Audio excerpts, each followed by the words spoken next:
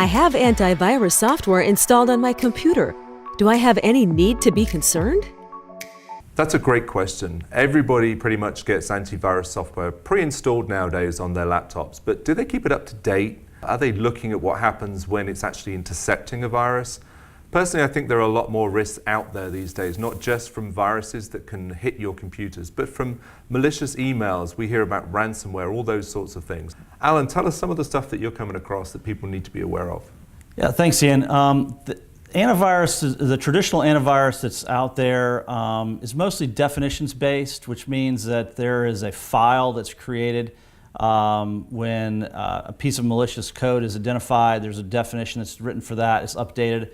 The problem with this is there's so many threats today out there on the internet that those definition files can't keep up anymore. So traditional antivirus really doesn't protect you from modern threats like the ransomware that you mentioned. Yeah. So we're going to a completely different model in the anti-malware software space, which is all behavior-based. Okay. So the software watches behaviors on the machine rather than looking for specific code. Okay.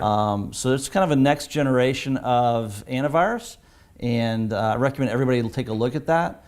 For monitoring that stuff, used to be we'd rely on the end user to get a pop-up window on their machine. We don't recommend that anymore. People have got a lot of pop-ups coming up. They don't really know what to do with it. So we recommend that those solutions be monitored 24/7 by a cybersecurity operations center. Wow, yeah, it's really scary. I mean, one of the things that concerns me almost every day is the types of emails that come in that look as though they're from somebody you know, but really they're not. And they have links in them that people might click on, or attachments sometimes that people open. And before you know it, you've got something bad on your machine. Is that, virus software is not going to stop that, right? Well, that's right. So the problem is AV software and our firewalls rules and all that are designed to keep stuff that you didn't ask for out of your network. Yeah.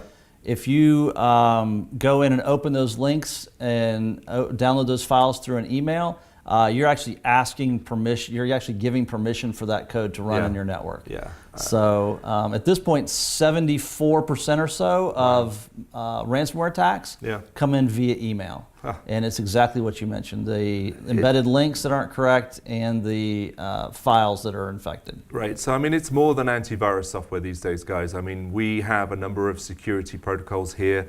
We're constantly telling our people, look, if it's from an email that you've received, you're not expecting it, or it's from somebody you don't know, or if it appears to be a little bit strange, don't open it. Don't click on the link. It's just common sense not to do that. Because believe it or not, these really can cost your business. Ransomware is scary. You hear of government agencies that have to pay millions of dollars to try and fix these things. And it can happen just to an average, ordinary business if you're not taking just some common sense approaches to checking your emails, but keeping an IT company on hand to help you with that. You get out of date so quickly, you think you know what to do, but the cyber criminals out there are way cleverer than average users of machines, I think.